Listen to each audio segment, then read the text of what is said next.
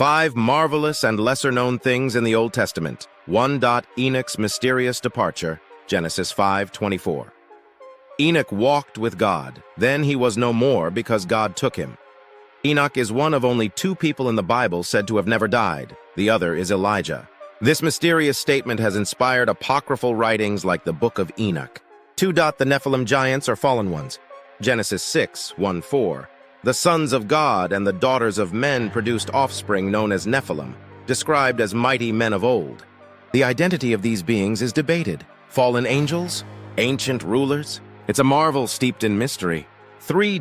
The burning bush was not consumed, Exodus 3:2. God speaks to Moses through a bush that burns but is not consumed. This isn't just a miracle. It symbolizes God's sustaining power and presence in suffering.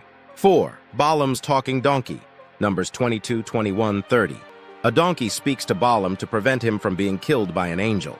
This event, both strange and powerful, emphasizes that God can use anything, even animals, to deliver his message. 5. Isaiah's prophecy of Earth's shape, Isaiah 40:22. He sits enthroned above the circle of the earth.